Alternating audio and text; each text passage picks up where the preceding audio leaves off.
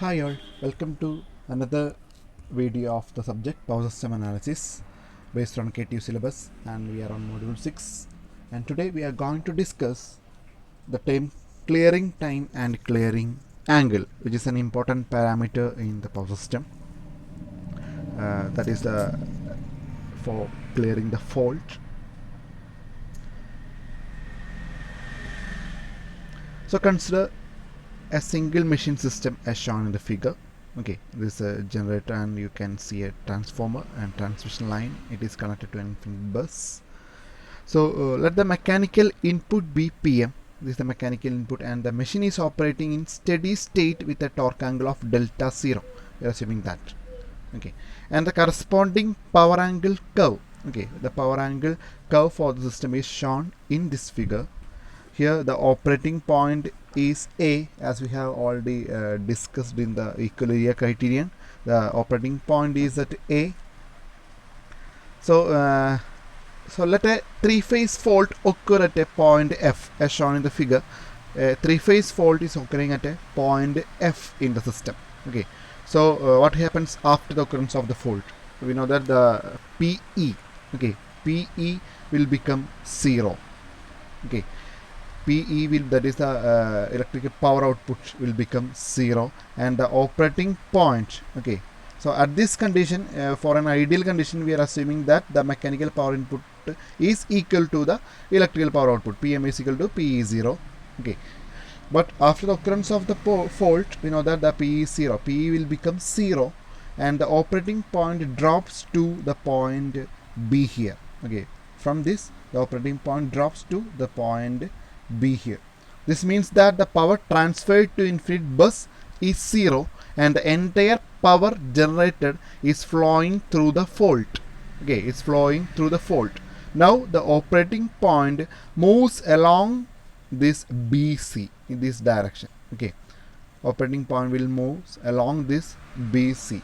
Okay, so we are assuming that the fault is a transient nature. Okay, and so the fault be cleared by opening the circuit breaker at point C. Okay, at point C we are opening the circuit breaker and fault is cleared. So at this point the delta, okay, torque angle delta is equal to delta C, and the corresponding time we are assuming it as TC. Okay, the corresponding time we are assuming it as TZ.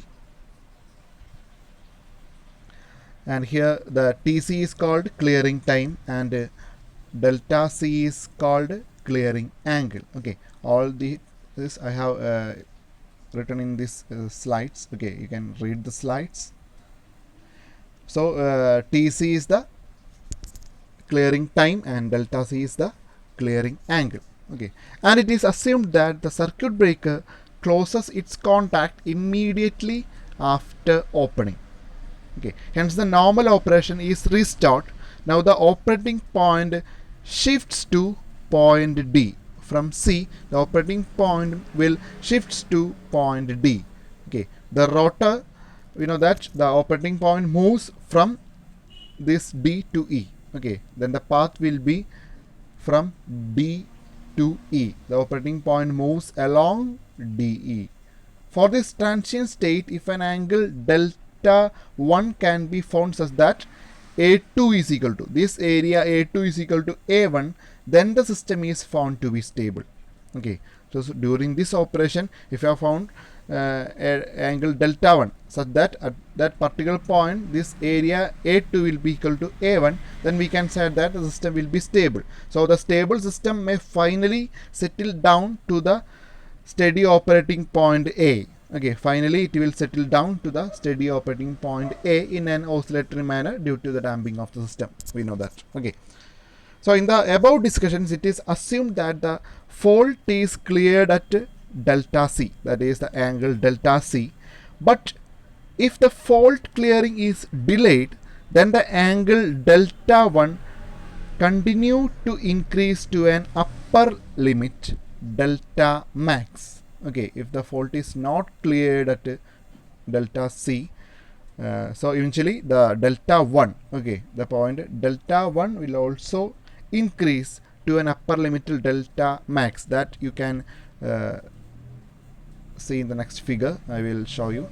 Okay, these are all the explanations. I have already explained the figure, the power angle curve. Okay, these are the explanations. You can read from these slides. And this is the figure. Okay, so we are assuming that the fault is not cleared at delta C. Okay, it is not cleared at delta C. So the delta 1, okay, delta 1 continued to increase to an upper limit delta max. Okay, delta max. So this corresponds to a point where equal areas of A1 and A2, okay, A1 and A2 can be found for a given PM, mechanical power input. Okay, so this is the maximum value of delta.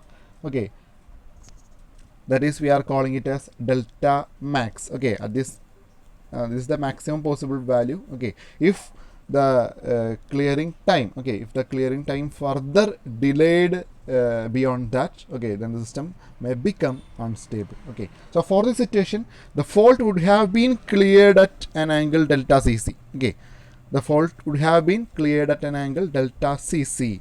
This angle delta CC is called critical clearing angle. Okay, critical clearing angle. The time corresponding to this angle is called critical clearing time. Okay, so delta CC is the critical clearing angle and TCC is the critical clearing time.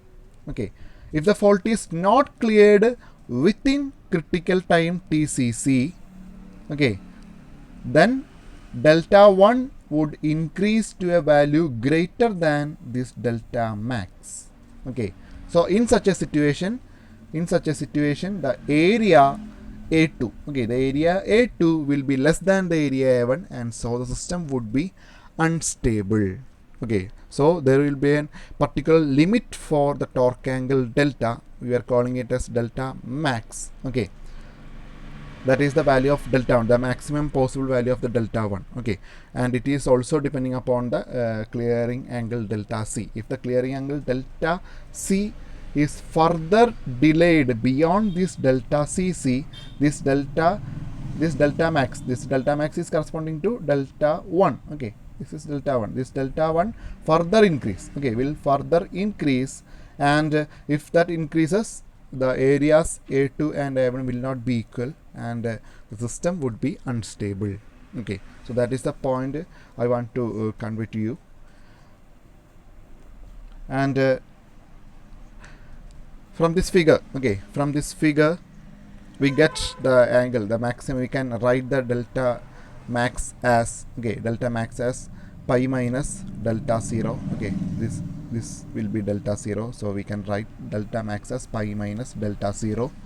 Okay, so under steady state for a given delta 0, okay, we are assuming that the PM is equal to P under steady state. That is, under ideal conditions, the mechanical power input is equal to the electrical power output. PM is equal to P, and it's constant. So we can write PM is equal to P max into sine delta 0.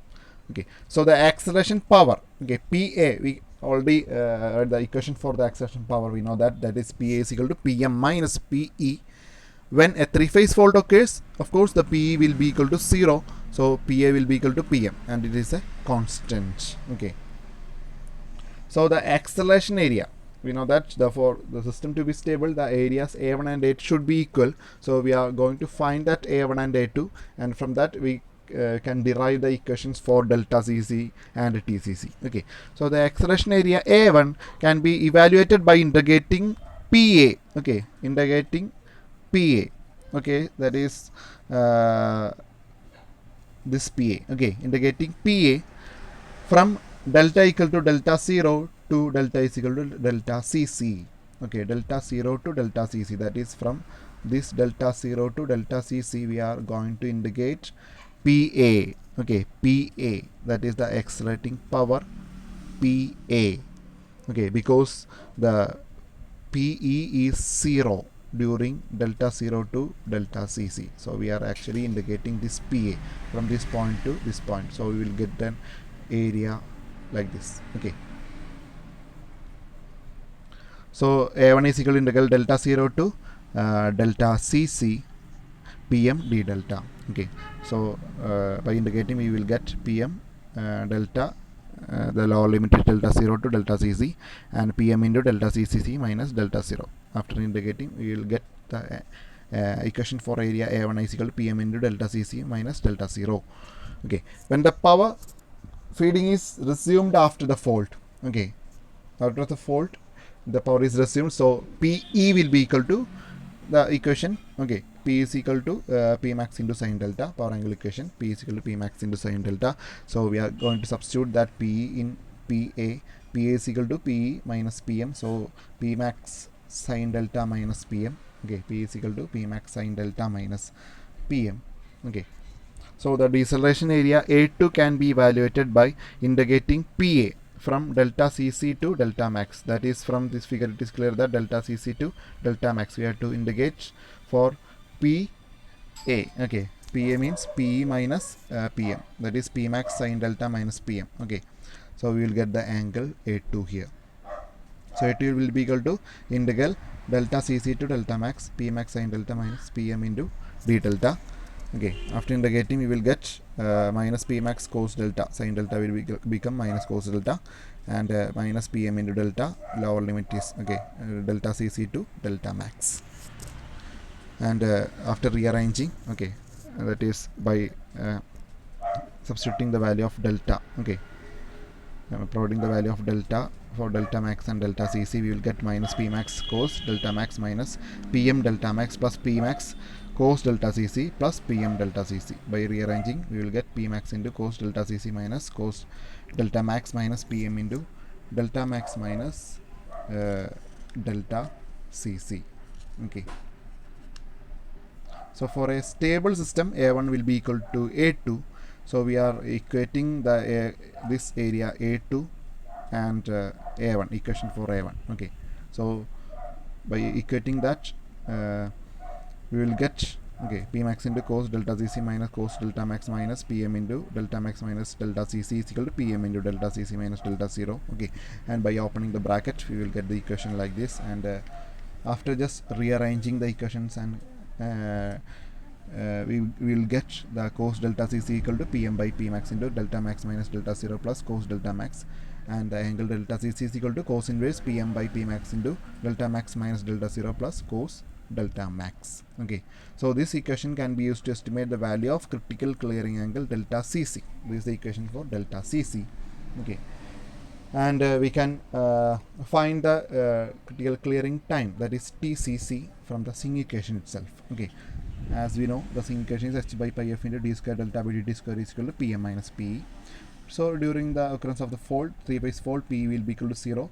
So by rearranging that we will get d square delta by dt square equal to pi f Pm by h, and on integrating on both sides, okay, double integration, okay, integrating twice, we will get this d square delta by dt square will become delta. Okay, so by integrating this time, okay, first we will, this pi f by h, okay, pi f by h into Pm is a constant, and the only variable is the time t. Okay, so we will get, that is, if we are integrating this with respect to dt, we will get pi f Pm by h into t. Okay, and if we are integrating again, it will become t square by 2. Okay, so like that we are getting this equation. Okay, this equation, and this delta 0 is the constant, integral constant. Okay, we are taking the integral constant c as the delta 0 here. Okay, so this is the integration value. Delta is equal to pi f by 2h into Pm into t square pi plus delta 0, and if we are substituting delta equal to delta Cc and t equal to tcc, we will get the equation as, okay, that is delta Cc. Okay, from this we will get delta Cc is equal to pi f by 2h into Pm into tcc square plus delta 0, and by simply rearranging that we will get the critical clearing time tcc as tcc is equal to root of 2h into delta Cc minus delta 0 by pi f into Pm. Okay, so this is the equation for critical clearing time tcc. So the equation for critical clearing angle is delta Cc, and equation for critical clearing time TCC is like this. I hope all of you understand the derivation of TCC and delta Cc well. So thank you.